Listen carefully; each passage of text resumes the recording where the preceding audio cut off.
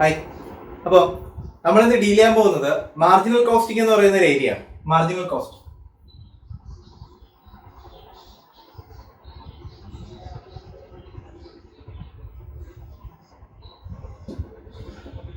Okay, marginal കോസ്റ്റിങ്ങിന് ഒരുപാട് മീനിങ്ങും ഡെഫിനിഷനും കാര്യങ്ങളും ഒക്കെ ഉണ്ട്. പല ബുക്കിലും മീനിങ് ഫുൾ ആയിട്ടുള്ള കാര്യങ്ങളാണ്. പക്ഷെ ഞാൻ നിങ്ങൾക്ക് ഒരു കൺസെപ്റ്റ് സിംപിളി മനസ്സിലാവാൻ വേണ്ടിയിട്ട് ചെറിയൊരു മീനിങ് പറയാം. നമുക്കിപ്പോ ടോട്ടൽ കോസ്റ്റ് എന്ന് പറയുമ്പോൾ variable cost plus semi variable cost plus fixed cost എന്നാണ്.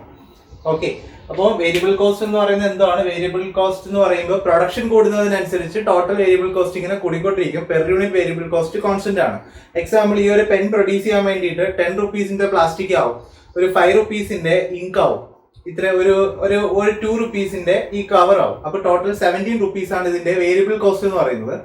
ദെൻ ഒരു അഡീഷണൽ ഒരു ഫിക്സഡ് എക്സ്പെൻസസ് ഉണ്ടാവും, അതിന്റെ ഒരു പ്രൊപ്പോർഷൻ ഉണ്ടാവും. ഇതും കൂടെ ആഡ് ചെയ്തിട്ടാണ് ഇതിന്റെ സെല്ലിംഗ് പ്രൈസ് ഡിറ്റർമൈൻ ചെയ്യുന്നത്. പക്ഷേ ഈ ഒരു സിറ്റുവേഷൻ അല്ല, ചില സിറ്റുവേഷനിൽ സെമി വേരിയബിൾ എക്സ്പെൻഡിച്ചർ ഉണ്ടായിരിക്കും. അത് പാർഷ്യലി അത് വേരിയബിൾ എക്സ്പെൻഡിച്ചർ ആയിരിക്കും. പ്രൊഡക്ഷൻ അനുസരിച്ച് കൂടുകയും കുറയുകയും ചെയ്യും. പ്രൊഡക്ഷൻ കൂടുകയാണെന്നുണ്ടെങ്കിൽ കോസ്റ്റ് കൂടും, പ്രൊഡക്ഷൻ കുറയുകയാണെന്നുണ്ടെങ്കിൽ കോസ്റ്റ് കുറയും. പക്ഷെ അതിനകത്തൊരു ഫിക്സഡ് പോർഷൻ ഇവിടെ ഉണ്ടായിരിക്കും. ഓക്കെ, അപ്പം അതിനെയാണ് സെമി വേരിയബിൾ എന്ന് പറയുന്നത്. വേരിയബിൾ കോസ്റ്റ് അതിനകത്ത് ഉണ്ടായിരിക്കും, ഫിക്സഡ് കോസ്റ്റ് അതിനകത്ത് ഉണ്ടായിരിക്കും, ദെൻ ഫിക്സഡ് കോസ്റ്റ്. അങ്ങനെ 3 ടൈപ്പ് കോസ്റ്റ് ആണ്. ടോട്ടൽ കോസ്റ്റ് എന്ന് പറയുമ്പോൾ നമുക്ക് variable cost plus semi variable cost plus fixed cost ആണ്. ഇത് 3 കൂടെ ആഡ് ചെയ്യുമ്പോഴാണ് നമുക്ക് ടോട്ടൽ കോസ്റ്റ് കിട്ടുന്നത്.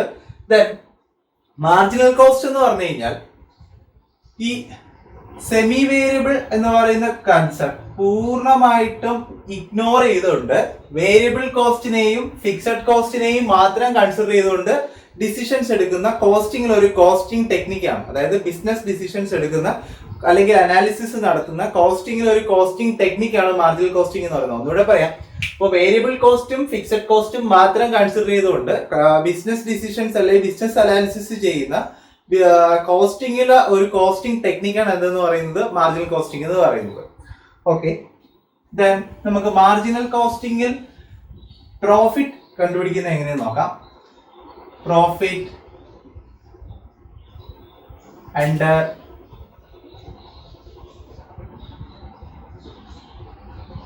marginal cost.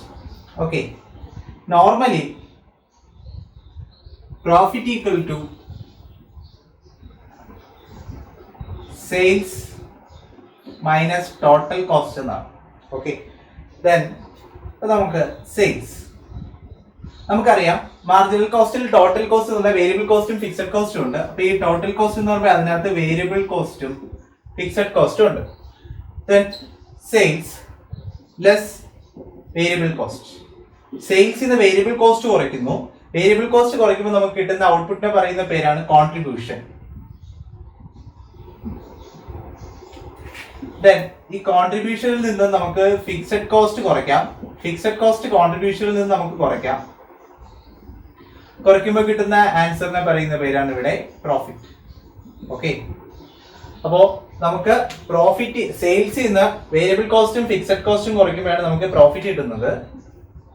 Sales minus variable cost contribution, കോൺട്രിബ്യൂഷനിൽ നിന്ന് ഫിക്സഡ് കോസ്റ്റ് കുറയ്ക്കുമ്പോൾ പ്രോഫിറ്റ്. ഇതാണ് നമുക്ക് profit under marginal costing. Marginal costing method പ്രകാരം നമുക്ക് പ്രോഫിറ്റ് കമ്പ്യൂട്ട് ചെയ്യേണ്ട ഏതൊരു പ്രോബ്ലം ക്വസ്റ്റിൽ വന്നു കഴിഞ്ഞാലും പർട്ടിക്കുലേഴ്സ് കോളത്തിൽ നിങ്ങൾ ചെയ്തു പോവേണ്ട സ്റ്റെപ്പ് എന്ന് പറയുന്നത് ഇങ്ങനെയായിരിക്കും. സെയിൽസ് കോസ്റ്റിൽ ഏതെങ്കിലും തന്നിട്ടുണ്ടായിരിക്കും, ആ സെയിൽസിൽ നമ്മൾ വേരിയബിൾ കോസ്റ്റ് കുറയ്ക്കുക. അപ്പൊ വേരിയബിൾ കോസ്റ്റ് കുറച്ച് കിട്ടുന്ന ആൻസറിൽ നിന്നും അത് നമ്മൾ കോൺട്രിബ്യൂഷൻ എന്ന് നെയിം ചെയ്യുക. ദെൻ കോൺട്രിബ്യൂഷനിൽ നമുക്ക് ഫിക്സഡ് കോസ്റ്റ് ക്വസ്റ്റിൽ തന്നിട്ടുണ്ടായിരിക്കും, ആ ഫിക്സഡ് കോസ്റ്റിന്റെ പോർഷൻ എടുത്ത് കുറയ്ക്കുമ്പോൾ നമുക്ക് final answer profit under marginal cost നമുക്ക് കിട്ടും. ഓക്കെ, ഇതിന്റെ ബേസ്ഡ് ആയിട്ട് നമുക്ക് ഡിസിഷൻസ് എടുക്കേണ്ടത്. ദെൻ ഇതിനകത്ത് നമുക്കൊരു സെറ്റ് ഓഫ് ഇക്വേഷൻസ് ഉണ്ട് ഇത് കമ്പ്യൂട്ട് ചെയ്യാൻ വേണ്ടിയിട്ട്. നമുക്ക് സ്റ്റാർട്ടിങ് തൊട്ടേ തുടങ്ങാം. ഓക്കെ, നമുക്ക് ഈ കോൺട്രിബ്യൂഷൻ തൊട്ട് തുടങ്ങാം. 1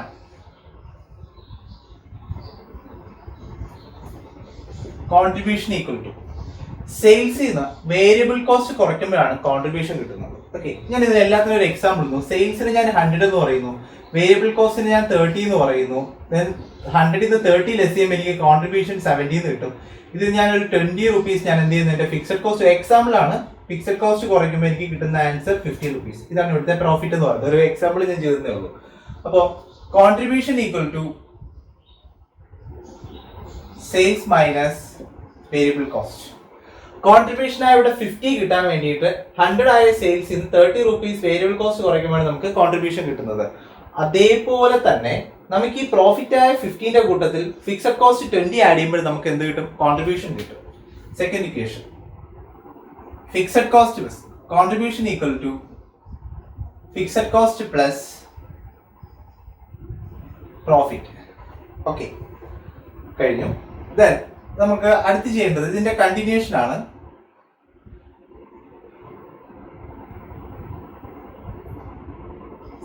കോൺട്രിബ്യൂഷൻ ഈക്വൽ ടു ഒരു ഇക്വേഷൻ കൂടെ ഉണ്ട്, sales into P V ratio. P V ratio എന്ന് പറഞ്ഞു കഴിഞ്ഞാൽ പ്രോഫിറ്റ് വോളിയം റേഷ്യോ, ഇല്ലാന്നുണ്ടെങ്കിൽ കോൺട്രിബ്യൂഷൻ റേഷ്യോ എന്ന് വേറൊരു പേരുണ്ട്. അപ്പൊ നമുക്ക് ശരിക്കും കോൺട്രിബ്യൂഷൻ കമ്പ്യൂട്ട് ചെയ്യാൻ വേണ്ടിയിട്ടുള്ള ഇക്വേഷൻസ്, നമുക്ക് ഈ മാർജിനൽ കോസ്റ്റിംഗ് ഏറ്റവും സിമ്പിൾ ആവുന്ന ഏരിയ എന്ന് പറയുന്നത് CMAന്റെയും CAയുടെയും ഫസ്റ്റ് ഗ്രൂപ്പിൽ ഇത് ഭയങ്കര എളുപ്പമാണ്. കുറച്ച് ക്വസ്റ്റ്യൻസ് കിട്ടും, നമുക്ക് സിമ്പിൾ ആയിട്ട് സ്കോർ ചെയ്യാം. പക്ഷേ പ്രശ്നം എന്ന് പറയുന്നത് നമ്മുടെ കയ്യിൽ equations complete full set equations നമ്മുടെ കയ്യിൽ വേണം. അപ്പൊ അതിൽ ഫസ്റ്റ് ഇക്വേഷൻ ഞാൻ പറയുന്നത് കോൺട്രിബ്യൂഷൻ എന്ന് പറയുന്ന സംഗതി പഠിക്കാനാണ്. അപ്പോൾ സെയിൽസ് മൈനസ് വേരിയബിൾ കോസ്റ്റ് ചെയ്ത് കഴിഞ്ഞാൽ നമുക്ക് കോൺട്രിബ്യൂഷൻ കിട്ടും. ഫിക്സഡ് കോസ്റ്റ് പ്ലസ് പ്രോഫിറ്റ് ചെയ്ത് കഴിഞ്ഞാൽ നമുക്ക് കോൺട്രിബ്യൂഷൻ കിട്ടും. Sales into P V ratio ചെയ്ത് കഴിഞ്ഞാൽ കോൺട്രിബ്യൂഷൻ കിട്ടും. അപ്പൊ ഇതിനകത്ത് നമുക്ക് മനസ്സിലാവാത്ത ഒരു ടേം വന്നത് പി വി റേഷ്യോ എന്ന് പറയുന്നത് ഒരു സംഗതിയാണ്. ഈ പി വി റേഷ്യോ നമുക്ക് രണ്ടാമത് കമ്പ്യൂട്ട് ചെയ്യാം. P V ratio profit volume ratio or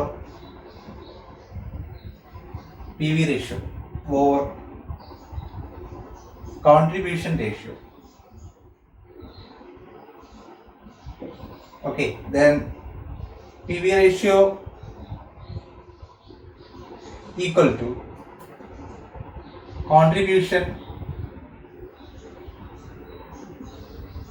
divided by sales into 100. Okay, contribution divided by sales into 100.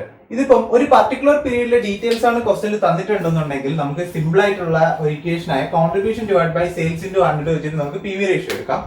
ഇല്ലാന്നുണ്ടെങ്കിൽ P V ratio equal to change in contribution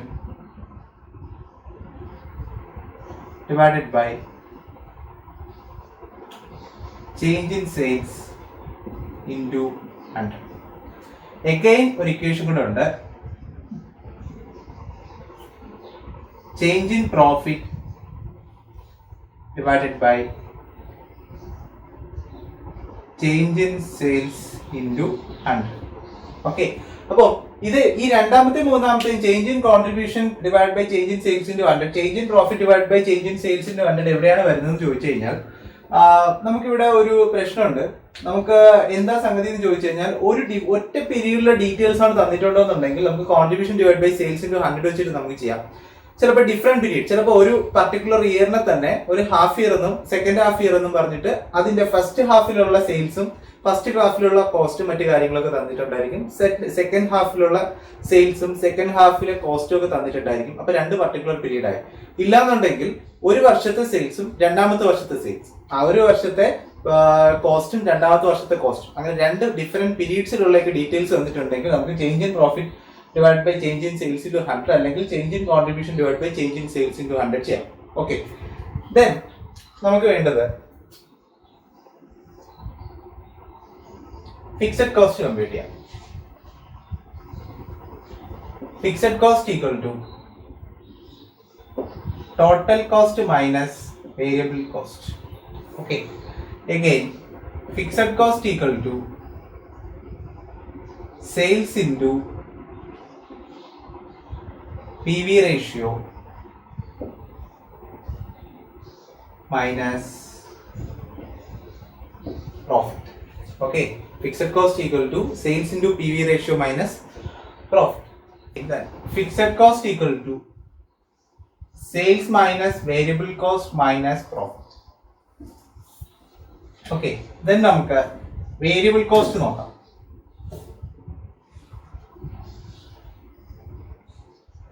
variable cost equal to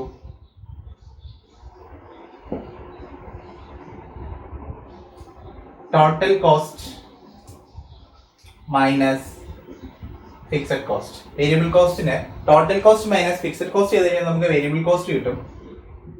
Then again variable cost equal to 100 minus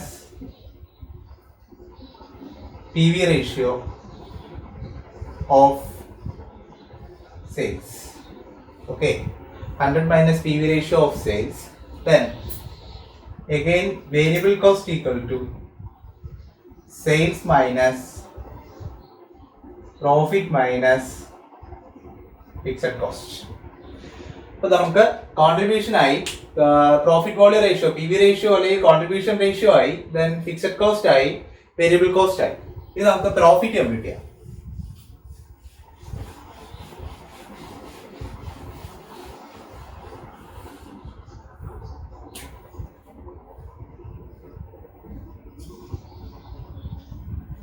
Profit equal to sales minus total cost. Okay, sales in the total cost കുറയ്ക്കുമ്പോൾ നമുക്ക് profit കിട്ടും. Again sales minus variable cost minus fixed cost. Again sales into PV ratio minus fixed cost. Profit ആണ്. Okay, അപ്പോൾ profit compute ചെയ്യേണ്ടത് sales minus total cost, then sales minus variable cost minus fixed cost, then again last and important ആയിട്ടുള്ള ഒരു equation ആണ് അവസാനത്തത്, sales into P V ratio minus fixed cost. ഈ sales into P V ratio minus fixed cost എന്ന് പറയുന്നത് fixed cost compute ചെയ്യേണ്ട equation ആയ sales into P V ratio minus profit എന്ന് പറയുന്നത് വളരെ ഇമ്പോർട്ടന്റ് ആയിട്ടുള്ള ഒരു ഇക്വേഷൻ ആണ്. നമ്മൾ സാധാരണ അവർ പ്രോഫിറ്റ് കണ്ടുപിടിക്കാനോ അല്ലെങ്കിൽ ഫിക്സഡ് കോസ്റ്റ് കണ്ടുപിടിക്കാനോ പറഞ്ഞു കഴിഞ്ഞാൽ നോർമലി ഈ ഇക്വേഷൻ അപ്ലൈ ചെയ്തിട്ടുള്ള പ്രോബ്ലം ആയിരിക്കും നിങ്ങൾക്ക് വരുന്നത്. ദെൻ നമുക്ക് ബ്രേക്ക് ഈവൻ അനാലിസിസ് വരും.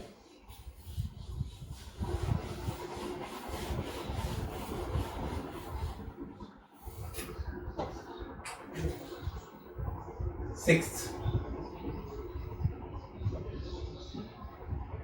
break-even analysis, BEP analysis എന്ന് പറയും, break-even analysis. നമുക്കൊരു ചെറിയൊരു ചാർട്ട് വരയ്ക്കാം.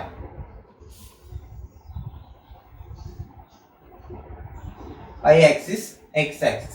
X axisനെ ഞാൻ സെയിൽസ് ഇൻ യൂണിറ്റ്സ് ആണ് ഞാൻ മാർക്ക് ചെയ്യുന്നത്. Y ആക്സിസിൽ ഞാൻ സെയിൽസ് ഇൻ റുപ്പീസ് വാല്യൂ ആണ് ഞാൻ മാർക്ക് ചെയ്യുന്നത്. അപ്പോൾ എക്സ് ആക്സിസിൽ ഞാൻ സെയിൽസിന്റെ ക്വാണ്ടിറ്റിയും വൈ ആക്സിസിൽ ഞാൻ സെയിൽസിന്റെ വാല്യൂ ആണ് മാർക്ക് ചെയ്യുന്നത്. ദെൻ ഫിക്സഡ് കോസ്റ്റ് എന്ന് പറയുമ്പോൾ സീറോ ഒറിജിനൽ നിൽക്കുമ്പോൾ പ്രൊഡക്ഷൻ നടത്തിയാലും നടത്തിയില്ല എന്നുണ്ടെങ്കിലും ഫിക്സഡ് കോസ്റ്റ് ഉണ്ടാവും. എക്സാമ്പിൾ റെന്റ്, പ്രൊഡക്ഷൻ നടത്താൻ വേണ്ടിയിട്ട് നമ്മളൊരു ഫാക്ടറി ഏരിയ നമ്മൾ റെന്റിനെടുത്തു. പ്രൊഡക്ഷൻ അവിടെ നടത്തി കഴിഞ്ഞാലും ഫാക്ടറി റൺ ചെയ്താലും റൺ ചെയ്തില്ലെങ്കിലും നമ്മൾ റെന്റ് കൊടുക്കേണ്ടി വരും. അപ്പോൾ ഫാക്ടറി കോസ്റ്റ് അല്ലെങ്കിൽ ഫിക്സഡ് കോസ്റ്റ് അവിടെ ഉണ്ടാവും. ഇപ്പൊ റെന്റ് എന്ന് പറയുന്നത് ഫിക്സഡ് കോസ്റ്റ് ആണ് അവിടെ. ഓക്കെ, അപ്പൊ നമുക്ക് ഫിക്സഡ് കോസ്റ്റ് ഉണ്ട്. ദെൻ നമുക്ക് ടോട്ടൽ കോസ്റ്റ്, ഫിക്സഡ് കോസ്റ്റിന്റെ മേളിലായിരിക്കും ടോട്ടൽ കോസ്റ്റ് ഫോം ആവുന്നത്. ടോട്ടൽ കോസ്റ്റ് എന്ന് പറയുമ്പോൾ എന്താണ്? Total cost equal to fixed cost plus profit ആണ്. അപ്പൊ ഫിക്സഡ് കോസ്റ്റിന്റെ മേളിൽ എന്ത് വരത്തുള്ളൂ? ടോട്ടൽ കോസ്റ്റ് വരുള്ളൂ. ദെൻ ടോട്ടൽ കോസ്റ്റ് കർവാണ്. ഓക്കെ, ദെൻ ഇനി നമുക്ക് ഇതിനകത്ത് ഒരു കാര്യം കൂടി ആഡ് ചെയ്യാവുള്ളൂ, സെയിൽസ്. ഈ സെയിൽസ് എന്ന് പറയുന്ന സംഗതി നമ്മൾ സീറോ ഒറിജിനിൽ നിന്നാണ് സ്റ്റാർട്ട് ചെയ്യുന്നത്. കാരണം പ്രൊഡക്ഷൻ നടത്തി കഴിഞ്ഞാൽ നമുക്ക് സെയിൽസ് ഉണ്ടാകത്തില്ല. സെയിൽസ് ഒരു യൂണിറ്റ് ആണ് ഞാൻ വിൽക്കുന്നതെന്നുണ്ടെങ്കിൽ ഇവിടെ നിൽക്കുന്ന കർവ് സീറോ എന്നായിരിക്കും എന്ത് ചെയ്യുന്നത്? സെയിൽസ് സ്റ്റാർട്ട് ചെയ്യുന്നത്. ഇപ്പൊ എക്സാമ്പിൾ ഒരു ഷോപ്പിനെ സംബന്ധിച്ചിടത്തോളം ഷോപ്പിനുള്ള സെയിൽസ് ഡെയിലി സെയിൽസ് നടക്കുന്നില്ല, അന്നത്തെ സെയിൽസ് സീറോ ആണ്. അന്നത്തെ കർവ് വരയ്ക്കുമ്പോൾ അത് സീറോയിലായിരിക്കും കിടക്കുന്നത്. പക്ഷെ ഒരു യൂണിറ്റേ വിറ്റിട്ടുള്ളൂ എന്നുണ്ടെങ്കിൽ അത് ഇവിടെ നിന്നേ സ്റ്റാർട്ട് ചെയ്യുള്ളൂ. ഓക്കെ, അപ്പൊ സെയിൽസ് കർവ് എപ്പോഴും ഒറിജിനിൽ നിന്നായിരിക്കും സ്റ്റാർട്ട് ചെയ്യുന്നത്. പിന്നെ ഒരു പ്രശ്നം എന്ന് പറയുന്നത്, ഒരു പ്രോബ്ലം എന്ന് പറയുന്നത്, സെയിൽസ് എന്ന് പറയുമ്പോൾ തുടക്കത്തിലെ പ്രോഫിറ്റ് നമ്മൾ ജനറേറ്റ് ചെയ്യുന്നു എന്നുള്ള ഒരു കൺസെപ്റ്റ് തെറ്റാണ്. നമുക്ക് കുറെ കോസ്റ്റ് ഉണ്ടാവും, ഫിക്സഡ് കോസ്റ്റ്, വേരിയബിൾ കോസ്റ്റ്, മറ്റു കാര്യങ്ങളൊക്കെ ഉണ്ടാവും. ആ ഒരു കോസ്റ്റ് മീറ്റ് ചെയ്യുന്നത് വരെയും നമുക്ക് സെയിൽസ് എന്ന് പറയുന്നത് എപ്പോഴും ലോസ് ഏരിയ തന്നെ കിടക്കും. ആ ഒരു കോസ്റ്റ് കഴിയുമ്പോൾ, ഇപ്പൊ എക്സാമ്പിൾ എനിക്കൊരു 25,000 രൂപ ഡെയിലി എനിക്ക് എക്സ്പെൻഡിച്ചർ ഉണ്ട്. ഒരു 50,000 രൂപയുടെ സെയിൽസ് ആണ് ഞാൻ ആദ്യം സെയിൽസ് ഞാൻ തുടങ്ങുന്നു. സെയിൽസ് തുടങ്ങി ഒരു 25,000 രൂപയുടെ കോസ്റ്റും 20,000 രൂപയുടെ സെയിൽസും ആണെന്നുണ്ടെങ്കിൽ എഗെയിൻ ഒരു 5,000 രൂപ എനിക്ക് 5,000 റുപ്പീസ് എനിക്ക് ലോസ് തന്നെ ആയിരിക്കും. പക്ഷേ 25,000 രൂപയുടെ കോസ്റ്റ് എനിക്കുണ്ട്, ഒരു 30,000 റുപ്പീസിന്റെ പ്രോഫിറ്റ് സെയിൽസ് എനിക്കുണ്ടെന്നുണ്ടെങ്കിൽ 5,000 റുപ്പീസ് പ്രോഫിറ്റ് ആവും. അപ്പോൾ ഒറിജിനിൽ നിന്നാണ് സെയിൽസ് കർവ് സ്റ്റാർട്ട് ചെയ്യുന്നത്. സ്റ്റാർട്ട് ചെയ്ത് ടോട്ടൽ കോസ്റ്റ് കർവിനെ കട്ട് ചെയ്തത് മേളിൽ പോകും. ഓക്കെ, അപ്പം ഈ ഒരു പോയിന്റിനെയാണ് BP പോയിന്റ് എന്ന് പറയുന്നത്, ബ്രേക്ക് ഈവൻ പോയിന്റ് എന്ന് പറയുന്നത്.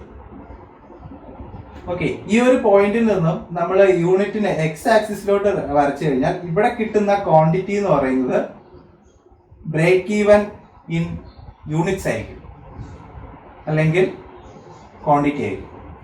ഈ ഒരു ബ്രേക്ക് ഈവൻ പോയിന്റിൽ നിന്നും y ആക്സിസിലോട്ട് നമ്മൾ വരച്ചു കഴിഞ്ഞാൽ കിട്ടുന്നത് സെയിൽസ്, അല്ലെങ്കിൽ BEP സെയിൽസ് ഇൻ വാല്യൂ ആയിരിക്കും. ഓക്കെ, അപ്പം എത്ര രൂപയുടെ sales, what is break even point in the sense, ഈ ഒരു ബ്രേക്ക് ഈവൻ പോയിന്റ് നമ്മുടെ കോസ്റ്റും സെയിൽസും അല്ലെങ്കിൽ റവന്യൂ ഈക്വൽ ആയിരിക്കും. നമുക്ക് പ്രോഫിറ്റ് ഉണ്ടാകത്തില്ല, ലോസ് ഉണ്ടാകത്തില്ല. ഈ ഒരു പർട്ടിക്കുലർ ഏരിയയിൽ നിന്നും ലെഫ്റ്റ് ഹാൻഡ് സൈഡിലോട്ട് വൈയിലോട്ട് വരയ്ക്കാൻ നമുക്ക് ഇവിടെ കിട്ടുന്നത് break even sales in value ആണ്. അതിന്റെ മീനിങ് എന്ന് പറയുന്നത് നമുക്കൊരു കോസ്റ്റ് ഉണ്ട്, ഈ കോസ്റ്റ് കൃത്യമായി റിക്കവർ ചെയ്തുകൊണ്ട് പ്രോഫിറ്റ് ഇല്ലാത്ത സിറ്റുവേഷനിൽ കൊണ്ട് സ്റ്റോപ്പ് ചെയ്യാൻ വേണ്ടിയിട്ട് എത്ര രൂപയുടെ സെയിൽസ് നടത്തി കഴിഞ്ഞാൽ നമുക്ക് ബ്രേക്ക് ഈവൻ ആവും, അല്ലെങ്കിൽ കോസ്റ്റ് കവർ ചെയ്യും എന്നുള്ളതാണ് കിട്ടുന്നത്. എത്ര രൂപയുടെ സെയിൽസ് ആണ് ബ്രേക്ക് ഈവൻ ആവാൻ വേണ്ടിയിട്ട് നമുക്ക് ചെയ്യേണ്ടതെന്ന് അറിയണമെന്നുണ്ടെങ്കിൽ അത് ഈ y ആക്സിസിൽ കിട്ടും. എത്ര യൂണിറ്റ്സ് അല്ലെങ്കിൽ എത്ര ക്വാണ്ടിറ്റി ഓഫ് സെയിൽസ് ആണ് നടത്തേണ്ടത് എന്നറിയാൻ വേണ്ടിയിട്ടാണ് അത് എക്സ് ആക്സിസിലോട്ട് നമ്മൾ മാർക്ക് ചെയ്തത്. ഓക്കെ, ദെൻ ഇവിടെ ഒരു ആംഗിൾ ഫോം ആവും. ഈ ആംഗിൾ ഫോം ആവുന്നതിനാണ് എന്തെന്ന് പറയുന്നത് ആംഗിൾ ഓഫ് ഇൻസിഡൻസ് എന്ന് പറയുന്നത്. It indicates the profitability. Okay, profitability indicate ചെയ്യുന്ന ആംഗിൾ ഓഫ് ഇൻസിഡൻസ് ആണ്. എത്രത്തോളം വലിയ ആംഗിൾ ആയിരിക്കോ അത്രത്തോളം അത് കൂടുതൽ പ്രോഫിറ്റബിൾ ആയിട്ടുള്ള ഒരു മെഷർമെന്റ് ആയിരിക്കും കാണിക്കുന്നത്. ഈ ഒരു പോയിന്റ് മുതൽ ഈ പോയിന്റ് വരെയുള്ള സെയിൽസ് ബ്രേക്ക് ഈവൻ സെയിൽസ് ആണ്. ഇത് കഴിയുമ്പോൾ ഉണ്ടാകുന്നത് മാർജിൻ ഓഫ് സേഫ്റ്റി ആണ്. ഓക്കെ, അതാണ് നമുക്ക് ശരിക്കും റിയൽ ആയിട്ട് നമുക്ക് ജനറേറ്റ് ചെയ്യുന്ന പ്രോഫിറ്റ് എന്ന് പറയുന്നത്. ഇത് നമുക്കൊന്ന് ഇക്വേഷനിലാക്കാം. Break even point in value or in rupees equal to fixed cost divided by PV ratio. Then break even point in units or in quantity equal to fixed cost divided by contribution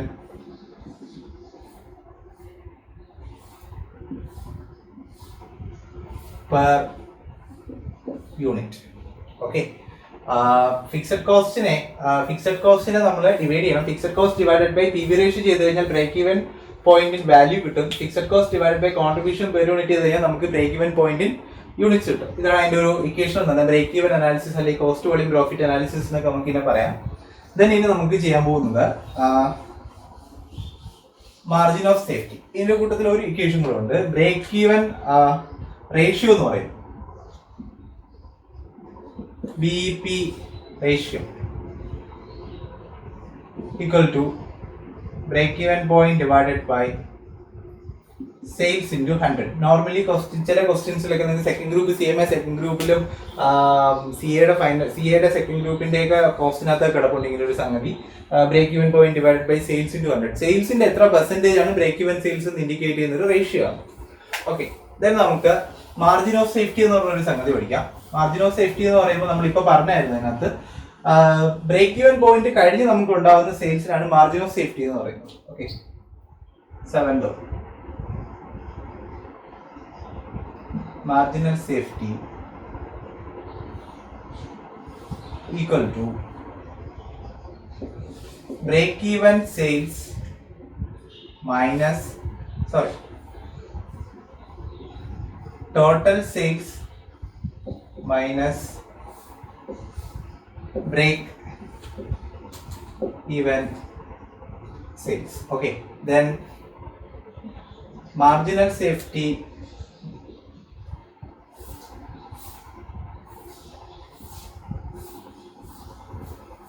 ratio equal to margin of safety divided by sales into 100. Okay, then നമുക്ക് വരുന്നത് shut down point. Shut down point എന്ന് പറഞ്ഞു കഴിഞ്ഞാൽ sales stop ചെയ്യുന്ന situation ആണ്. അപ്പൊ shut down പോയിന്റിന് നമുക്ക് ഇൻ ഷട്ട് ഡൗൺ പോയിന്റിൻ വാല്യൂ നമുക്ക് ചെയ്യാം. That is equal to fixed cost minus shut down cost divided by PV ratio. Shut down point in units നമുക്ക് ചെയ്യാം.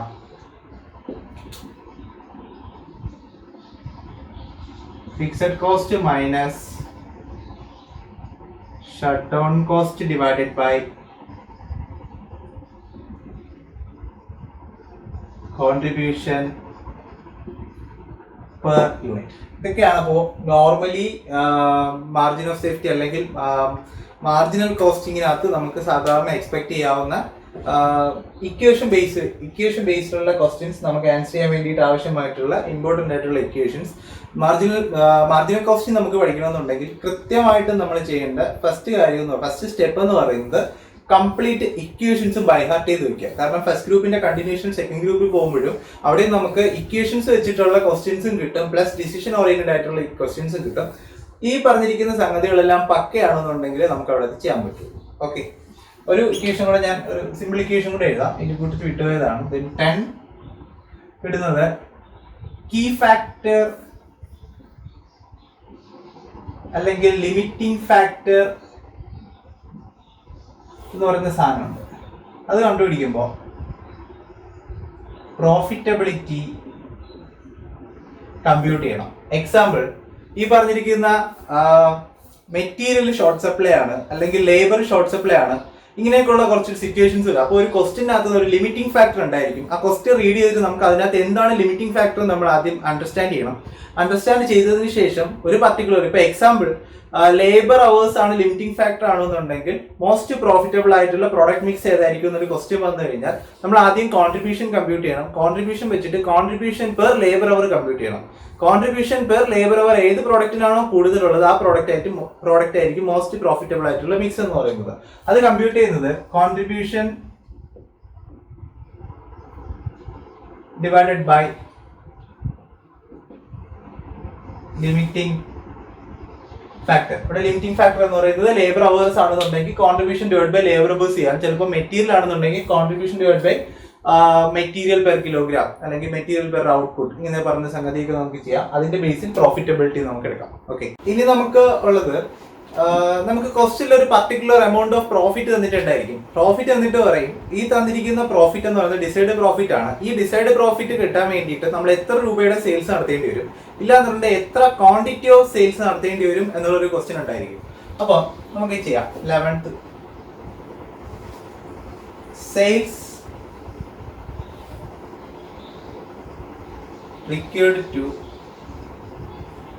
earn a desired profit equal to in value. Sales വാല്യൂലാണ് compute ചെയ്യണമെന്നുണ്ടെങ്കിൽ fixed cost plus desired profit divided by PV ratio.